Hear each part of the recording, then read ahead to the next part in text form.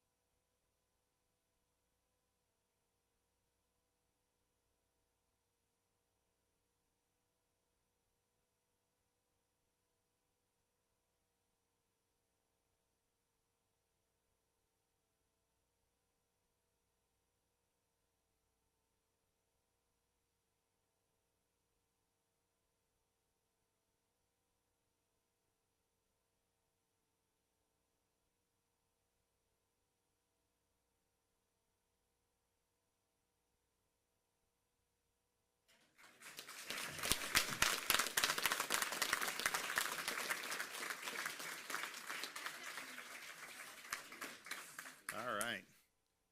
Well, good morning. It's great to be joined by Florida sheriffs. We're very proud of the work that they do. We do have Bill Primel here, of course, Charlotte County Sheriff and the president of the association. We've got a lot of the Florida sheriffs that are standing behind us on the dais up there. And then, of course, we have our great Senator Jay Collins and our wonderful First Lady, my wife, Casey. So thank you all for being here.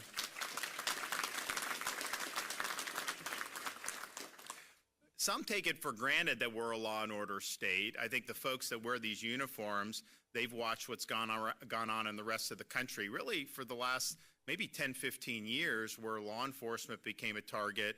You had movements to attack the police, to defund law enforcement. You saw cities burning down with the BLM riots during the summer of 2020, and on it goes. And that has not been the experience in Florida. We say we're a law and order state, but we have backed that up with strong action to be a law and order state. When you did have those riots in the summer of 2020, I made it clear as governor we would not tolerate it. These sheriffs made it clear they would not tolerate it. You didn't see our cities burning down like you did in other parts of the country. We followed that up, though, with passing the strongest anti-rioting legislation anywhere in the country that said very simply, if you riot, if you loot, if you're attacking law enforcement, you will be held accountable in the state of Florida. If you do things like block traffic, we are not going to accept that. And so you had the pro-Hamas people last year. They thought that they would block traffic around our theme parks in Orlando. That took about 11 minutes before Florida Highway Patrol ejected them from the street. Tried the same thing down in South Florida, in Miami. Didn't last very long there. We're not tolerating the nonsense. We're not going to let the inmates run the asylum. So we're proud of that. That is putting your money where your mouth is by providing substantive laws that make us a law and order state, not just the rhetoric to say that we are supportive of law enforcement. We have also enacted a law enforcement bonus program for new recruits.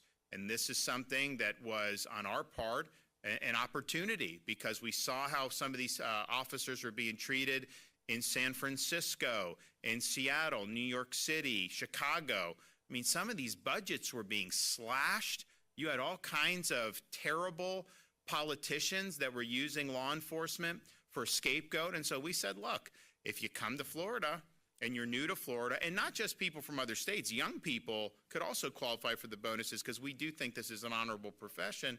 You get a $5,000 signing bonus. So all these sheriffs have been able to use that bonus as they welcome in new recruits to their agencies. And we've seen that not just in sheriff's departments, but police departments and our state agencies. And that is on top of the bonuses we were doing. We did during COVID, we did $1,000 bonuses 3 years in a row for every sworn law enforcement officer in the state of Florida. And the thing about that was, look, it was nice.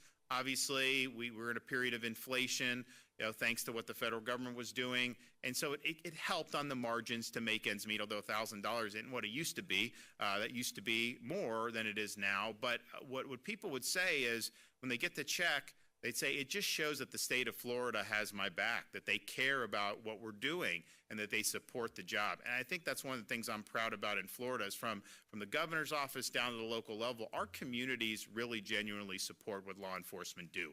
It's not just for show. They understand it's important, and they don't take for granted that we have a 50-year low in the crime rate. So we're proud of having done that. We've also done Florida Law Enforcement Academy Scholarship Program covering tuition fees up to $1,000 of eligible expenses.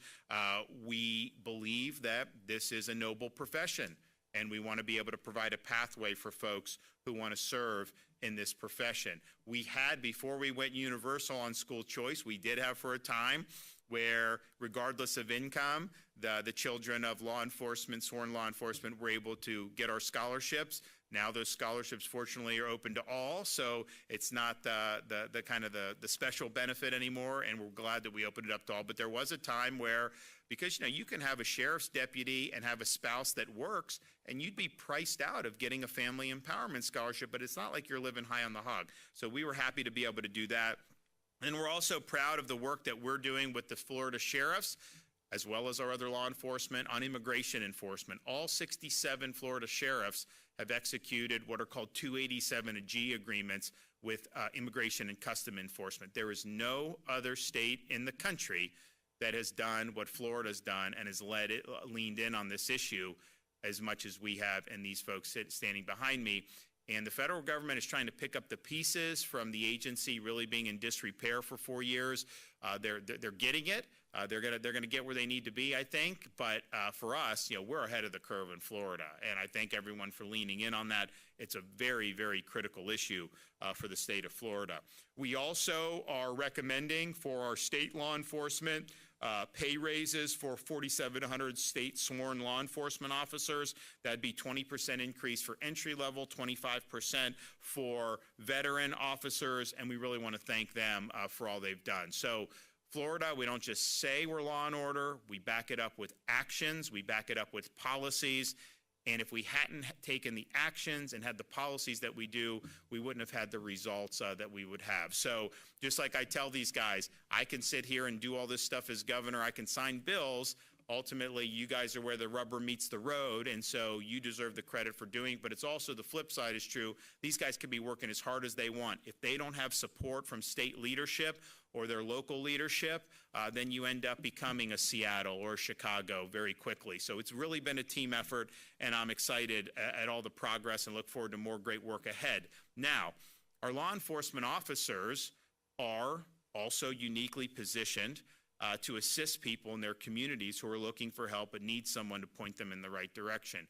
Look, we've got some really bad people in our society, but we also have some people that are just really troubled. We have people that are addicted to drugs, that have had problems in their life, and that has led them to pursue criminal activity, but are people that need help more than anything.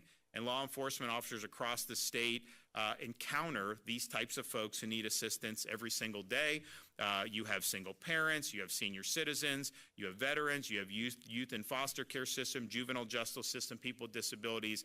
Our law enforcement on the ground see our society, all the different permutations, better than maybe any other segment of our society in terms of the professional realm. So they patrol our communities. They see folks who have needs, and not just folks that have gone wayward, just normal folks who maybe have fallen on hard times. They need food, they need clothing, they need employment, they need substance abuse, they need other resources. we have spearheaded, well, I should say the First Lady has spearheaded the Hope Florida program, which was not originally designed with law enforcement in mind. It was really focusing on child welfare, the Department of Children and Families. We had seen for many years the limits of what a bureaucracy can accomplish. We've also seen for many decades the pitfalls of what a culture of dependency on government assistance can mean for people's ultimate horizons. Getting people off dependency and on a pathway to self-sufficiency broadens their horizons.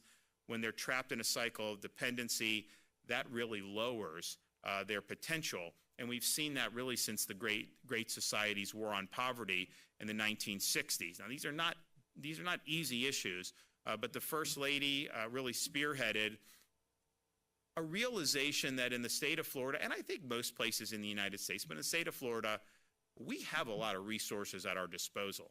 It's not all funneled through the government. Most of the stuff is not funded by tax dollars.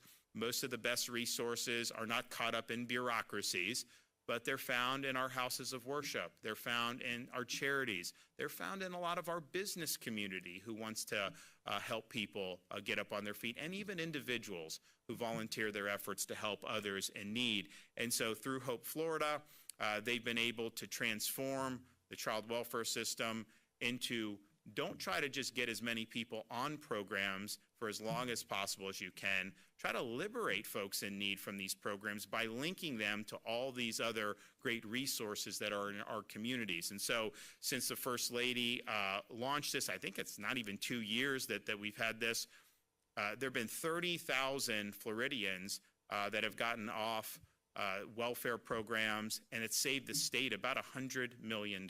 And so it's good for taxpayers, but then those folks who now have a stake, people in the community have invested in them, they have a pathway to self-sufficiency, they are going to do so much better having that pathway in front of them.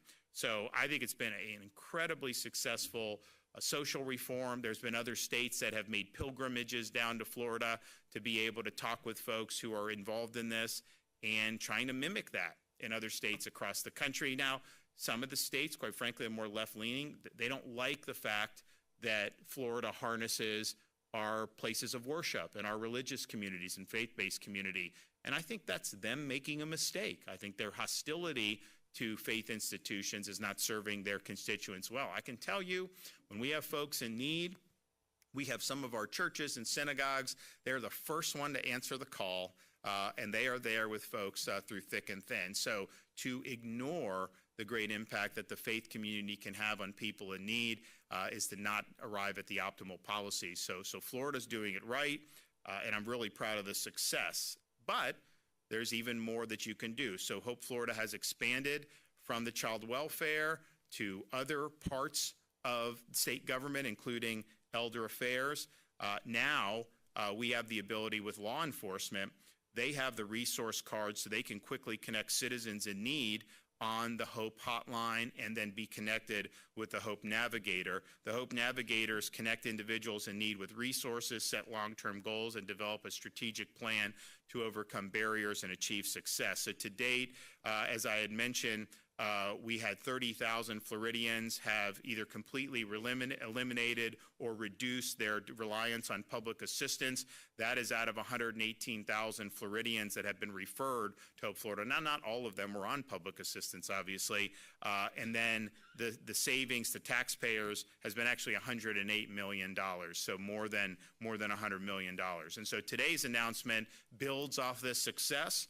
Hope Florida now officially can announce that we have a liaison station in the sheriff's offices in every one of Florida's 67 counties. These liaisons now serve as a dedicated person on staff who acts as a point of contact between the sheriff's office and Hope Florida, serves as a trained expert in Hope Florida, receives Hope Florida materials to distribute within their office, and trains others on the philosophy and functions of Hope Florida. It's going to help many more Floridians in need connect with those in Florida who can help. We are proud of the work that our law enforcement officers are doing as ambassadors of Hope Florida to equip, inform, and assist members of the public in connecting them with Hope navigators. And I think this has the potential to be very, very positive, because if you talk to some of these guys, and as I have through the years, I mean, what I think most people in law enforcement will tell you is the problems that we have in criminal justice, there's just a subset of that is mental health problems. And so these folks, perhaps if there had been an intervention earlier, would not have ended up devolving into committing criminal acts. So this is a great pathway as these officers are identifying folks to be able to get them on their feet and get them on a more productive path. So we are delivering on the commitment that we've made from the first day I was governor to support our law enforcement community. I really do hope that as the legislature goes through the budget, that we will have strong support in the budget for the men and women in law enforcement. They've earned it, and our support is very much needed. So thanks for everybody that's been involved with this. We'll hear from Casey, then we'll hear from Sheriff Permel, and then we'll hear from Senator Jay Collins. So, Casey, floor is yours.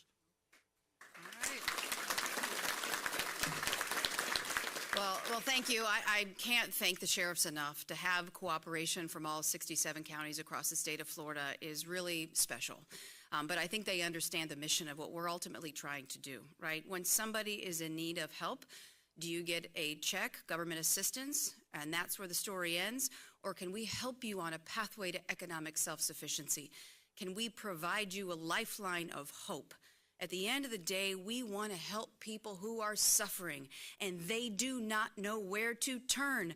Can you imagine what it must be like for a single mom who's sitting there at the dining room table trying to figure out how she's going to keep the lights on, how she's going to be able to provide educational opportunities for her kids, how she's going to make sure that they have school supplies, how she can keep down a job, how she can make sure that they're doing their homework, and she's taken on this burden all by herself, and she doesn't know where to turn to get help. We have the solution. The solution is not just government. The solution is out there in the communities. It's always been there. But what we do now is when that mom either is coming into the government system, or what we do, we call them. We know you're on government assistance. We say to that single mom, hey, we see you're struggling. Where do you see yourself in 5 years? Because we want to help. And now we take you on a pathway. That pathway starts not with government, but with all of the nonprofits who have been out there in the community for years and years providing supports, but the two never knew that they were there. The single mom didn't know to go down the street to ask this nonprofit for this, that, or the other. We make a connection now. We also make a connection with our faith-based communities because they've been the biggest untapped resource as it pertains to help with government. We have 16.5 million people of faith across this state, 20,000 institutions. You think if they knew that mom was struggling and needed some help, and how cool would it be if they could show up at her front doorstep with a plate of lasagna to say, I heard you were going through some tough times. We gotcha. We can do that in the state of Florida because we've created the connections. This isn't about creating a program. It's about a philosophy. How does government operate? How do we truly help somebody out of a culture of dependency on a pathway to economic self-sufficiency, hope, and at the end of the day, happiness? If we as government have the opportunity to be able to provide happiness for somebody, we have an obligation, if they want to take that path, to do everything we can to support them. And I'm talking about a single mom because I have somebody in the back of my mind. Her name is Ginger. And you can go on X and you can see her story, and it's incredible. Because when you know what she was going through, she was sitting in her car, she didn't have a high school diploma, she didn't know what she was going to do, she was working in a pool store, she was selling pool chemicals, she had 2 kids, and she was lost. We called her, and we said exactly what I told you before. We said, hey, Ginger, where do you see yourself in 5 years? And she said, nobody asked me that question. Nobody took an interest in that way to give me hope. And we went down a path. And do you know what that path included? A nonprofit that she didn't know was there that helped her with her utilities and helped her with her rent. And then we went from there. Workforce, educational opportunities through our colleges, vocational, all of this stuff. There are 600,000 jobs available in the state of Florida right now. There are programs through the thanks to the governor that provide the ability to get the skills to get those jobs. but it's all siloed. And again, I go back to that single mom who's sitting at the table. Is she supposed to go to Google and figure all this out? Like, how do I go? We do it for her. We provide the path. Yeah, you want to be able to do this? This is your goal, to be a medical technician, which was her goal. Ginger said, we're going to help you map that out. And we did. We showed her how to get the skills. We made the connection. We helped guide her through the process. Now she's a licensed medical professional, and she's a specialist. And when she tells her story, she'll do it with tears in her eyes. Not only because she knew she had it within her to live up to her God-given potential, but she looks to her kids, and she showed her children that the American dream is real, because it's always been there. Government, because of the 1960s, is now uniquely positioned because people who are in need come into government. So what do we do when they're there? It's not case management. It's utilizing the resources exterior of government to provide those connections and to help people know that you can succeed in this country. You can do it. We're just going to help you along the way. And for Ginger, because we called her, or if you want to call one number and talk to somebody, we're going to help you map it out. It is so hard to be able to figure out where to go because it's all siloed. Do I go to this nonprofit, and what do I say to them? Do I go to this faith-based community, and will they laugh at me if I walk in the front door? Clearly they wouldn't, but do I ask them for meals? Do I do this? Where do I turn? What we're doing is empowering the communities, what they have always been there to do. But somewhere along the way, they got separated. And now Hope Florida is a model not only for the state of Florida, not only provides hope for Floridians, it is a model for this nation. It's a model for other states who, he said, make a pilgrimage coming down here to Florida to see how can we legitimately help people in need? How can we make a difference in their lives? So I would say this program, it's not about me, it's not about the governor, it's about hope, because we're in the position to really legitimately help people succeed. And so you'll see us continue to double down on this because it's a righteous, worthy, good thing to do to help somebody who's struggling. And anybody out there who doesn't know where to go, doesn't know where to turn, you're afraid, you're scared, you're sitting there and you feel like you're alone, call 833-GET-HOPE. And you'll be able to find a pathway to be able to get ultimately up to your God-given potential and ultimately to be happy. And so with that, I'll turn it back over to the Gov. Okay, Sheriff.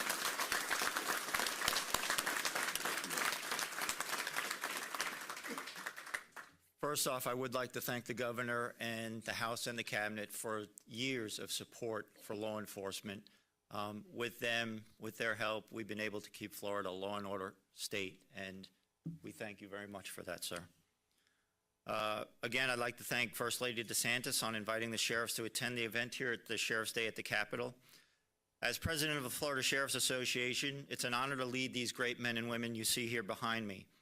In recent years, Hope Florida program has worked to help so many in need, and it is great to announce that today we now have a specific point of contact in all 67 sheriff's offices that can work with Hope program navigators to assist those in need. It's about communities helping communities. As you heard, faith-based, nonprofits, businesses, individuals, civic associations, and we as sheriffs in our communities, we know a lot of these different organizations. We work with them day in and day out, and we can help connect these dots even more. And this all came about, of course, by women. We just recently had our first women law enforcement leaders a few weeks ago here at the Florida Sheriff's Association. And the First Lady came and attended and spoke to 41 women leaders from the sheriff's offices from around the state, and she spoke about the HOPE program. It was from her discussion and a question from attendees about how they could learn more and work better with the HOPE program that First Lady came up with the idea of having a specific point of contact in each one of our sheriff's offices. We were more than happy to assist, and today we now have a strong connection with our sheriff's offices and the HOPE program. As you can imagine, sheriffs have a pretty busy schedule. And from time to time, issues arise that our staff need to be able to resolve very quickly. We are so pleased that we now find and identify even more ways to help families or individuals in need, and we don't need to grow the size of government. We can do it better with resource allocation and doing what we are announcing today, stronger partnerships between the state and local governments. Because you know, today, law enforcement is very little of what we do. We're dealing with mental health. We're dealing with substance use. We're social workers. We're counselors. And this is going to be another tool in our toolbox to help Floridians statewide. So thank you, Governor, as well as First Lady, in taking the lead on this critical issue. Thank you, everybody, and God bless. Jay?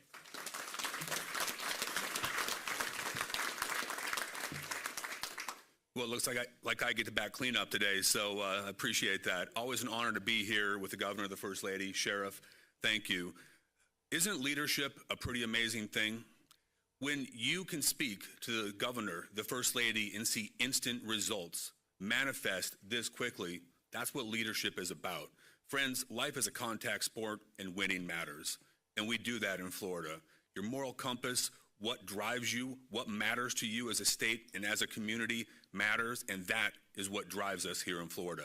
I want to approach this from a little bit different perspective. Now, many of you know me as a military guy, but I also grew up on commodity cheese and on the welfare program on the wrong side of the tracks. And I will tell you, it's a pretty hopeless place.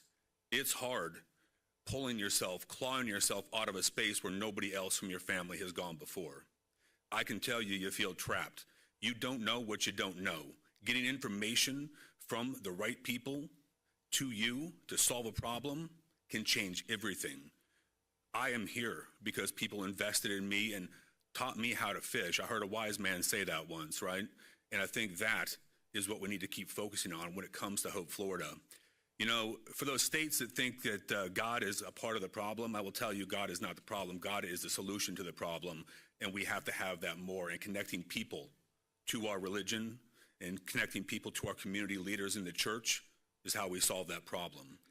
Where the rubber meets the road is where Hope Florida does the most good.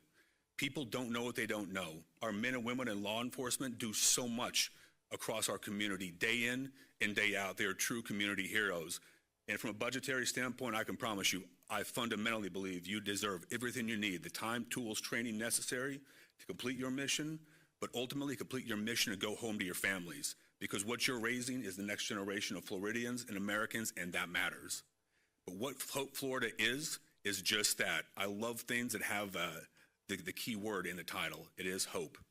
Everybody deserves to be the best version of themselves, and I don't know about you, but I do not believe government is a solution to the problem. We need to marshal resources through Hope Florida, change the welfare system, and provide opportunity to those people who may not see it any other way. And I applaud the First Lady and the Governor for their leadership on this, and I'm incredibly grateful for everyone's support across the state. But to close this thing out, imagine where we're going to go as this thing continues to pick up steam and move forward.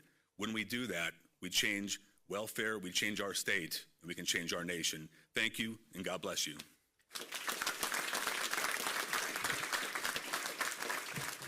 And I think the possibilities of this are not even limited to other states copying.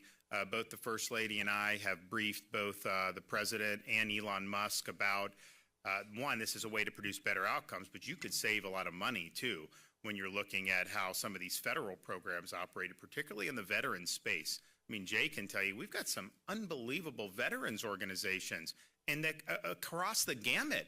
We know we have a problem, we've had a lot for many, many years on mental health for veterans. Honestly, some of these private groups, charitable groups, do better than the VA on that. Wouldn't it be great if someone shows up to the VA, instead of getting ground down into bureaucracy, you have a Hope-like portal there, and I'm sure Elon can build a much better one than we can, that you would be able to link these vets, like in the Tampa Bay, all these different charities that are there that really matter. Businesses get invested in helping veterans. So I think this is something that you could definitely see really work well in certain aspects of the federal government. Then what you have is you have less pressure on the VA. There's probably going to end up being less money spent, but the veterans have much better outcomes if you're able to do it. You know, I remember we really spearheaded in Florida with some of our groups like Canines for Warriors, the whole service dog for veterans with post-traumatic stress. VA at the time, they wouldn't recognize that. They're doing drugs. They're just constantly prescribing drugs, and that does not work for many of the veterans. Now they've been more amenable to seeing this because it does have a track record of success. But we've got these service dog groups here. You don't even need to go with some of these with some of the drugs if you have some of these other options. So I hope that this is something. I know their phase one on the DOGE is really hoping, to just cut the budget and cut the money, and obviously the federal government needs to do that. But I think you can operate some of these areas using this model that will save money and produce much better outcomes. Would also just like to say, this is not something that's happened in recent years or that's happened in the past, but we do have the Florida Gators in the Final Four, and that's going to be a big deal for this weekend. Maybe not for a lot of people in this room who probably are more Florida, but look, we deal with it at home. I mean, we've got 3 young kids, and they've basically spent their formative years. Actually, our youngest daughter wasn't even born until I was governor. And so, they have, not through our direction, because I don't have a dog in the fight, but they have gravitated toward the Noles, right? So they're big Noles, which is, well, the thing is it's, it's 5 minutes from our house, right? So you go watch the baseball, watch all this stuff. And I can tell you, my son was probably the only Florida State fan in the country that was like super excited that in November, even though they had only had 1 win at the season, that they were playing Charleston Southern or whoever. He was like really hopped up. I'm like, a lot of these others aren't. So, but what's happened is they have taken that, which is fine. And we just said, we're Miami game at the Swamp. We're like, want the kids to see the Swamp, whatever. Mason even wore a Tebow jersey. And then after the game, it's like, what do you think, buddy? I'm a Nole. It's like, that's how he is. So he's like they're all 3, the girls and him, they're they've become true Noles. So Casey and I are just trying to get them, listen, you guys are Floridians. You should be rooting for Florida, especially if they play Duke in the national championship. You can't root for Duke. So we'll see what happens. We're working that. It's sensitive, but I do wish the Gators well. They've had a remarkable run thus far. The SEC, the SEC was down in football relative to what they've been doing recently, but in basketball, that was pretty impressive run. So good luck to the Gators, and hopefully they'll bring back a national championship for the state of Florida. Okay, do we have any questions out there? Yes.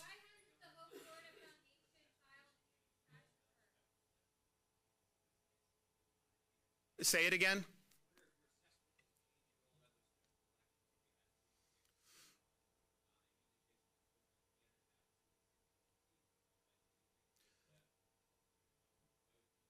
Oh, look, those are so overwhelmingly Republican districts that I think it's physically impossible for someone, as long as you put an R by your name, to not win. Now, look, Jimmy's a friend of mine. I know he's going to do, people like him. He's going to do really well. Some of these others may not as well. The point I've just made, though, in CD6 is what the political media is going to do if there's an underperformance. I don't think there can be a loss, but if there's an underperformance, which a lot of people are predicting, I think Trump won it by 30. I think I won it by like 35 or something, or 37. If there's an underperformance, they're going to say, see, it shows the voters are rejecting. It has nothing to do with that. This is a rejection of the specific candidate amongst some voters who either choose not to vote, maybe even vote third party. I don't know how many Republicans would actually cross over and vote for a lunatic Democrat, but I do think that it's just added to the mix of issues, but I think it's almost all local. Remember, he's not from that district. He lives like 150 miles away, and it's just different. So I would just caution people, regardless of the performance, if there is an underperformance, and maybe there won't be, who knows?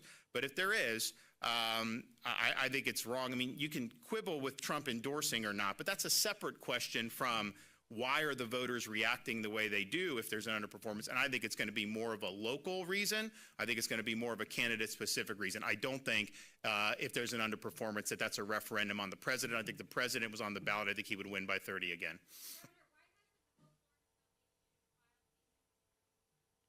So first of all, we're not going to let you try to smear a good program with this stuff on these things. And I know the House is feeding you guys stuff. We weren't born yesterday. We understand what they're trying to do. They're trying to kind of sully this. This is the nonprofit arm. It's a charitable arm. They're going to take care of the paperwork.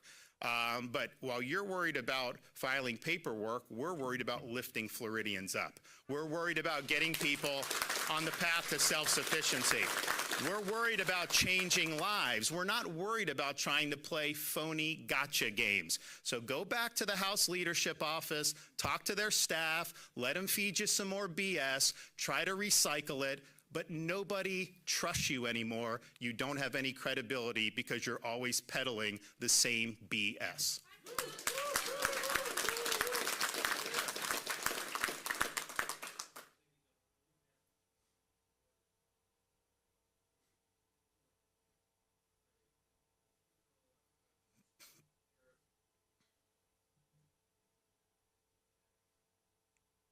I don't think on the tourism, we heard so when the president, was tussling a little bit with Canada, there was a whole thing about, oh, the Canadians are going to boycott the state of Florida.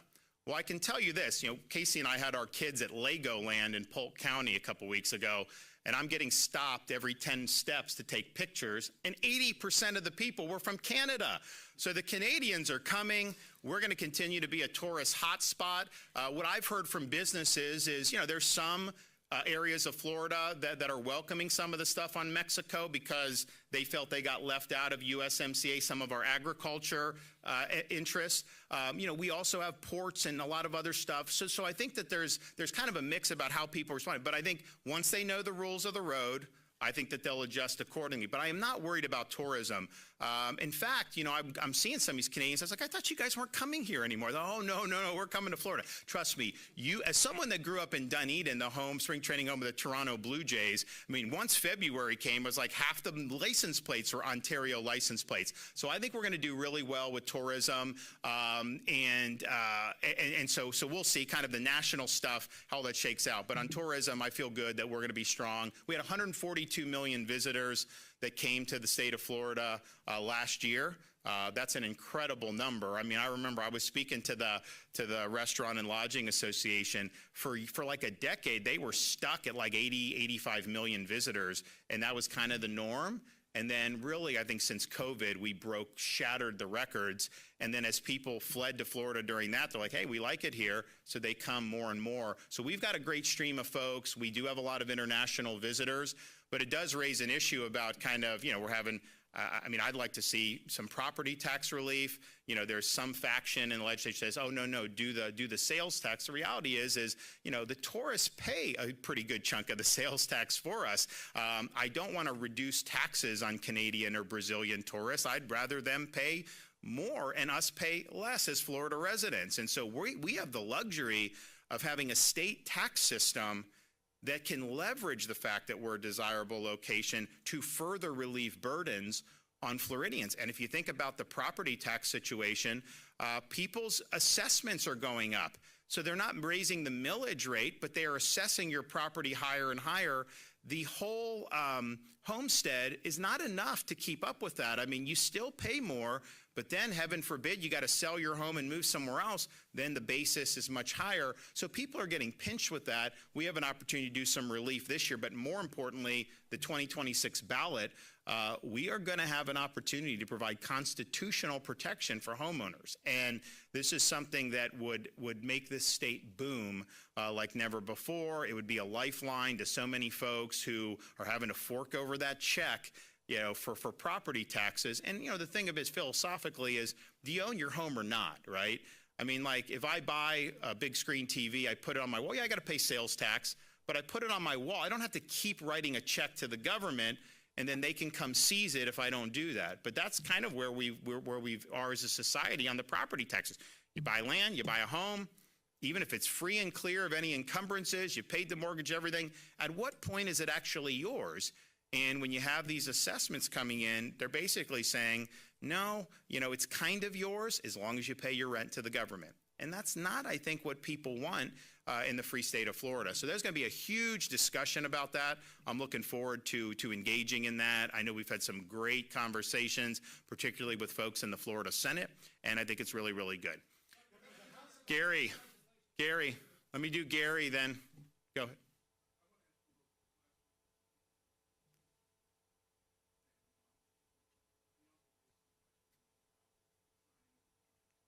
We don't believe, I understand that some people have raised it. My guys have looked at it. We will have an acting through April. We will appoint somebody in May that will be the full-time official. And I am aware of those issues, but we don't actually agree that those are ultimately, and just think about it though. How could that possibly be? I mean, like, this is a planned resignation, right? But sometimes tragedy happens. What you would say that you have to do? No, you got to vet people. You know, some people are expressing interest. We're vetting. We're making sure that these are folks that are going to have a really strong agenda when they go in. And so, you know, I've said publicly, if people are interested, you know, let us know if you got the qualifications and you're going to support strong policies. But the reality is, you know, we've got to go through that process. And so we are doing that, and we will have somebody probably no later than the middle of May. Yes, one more.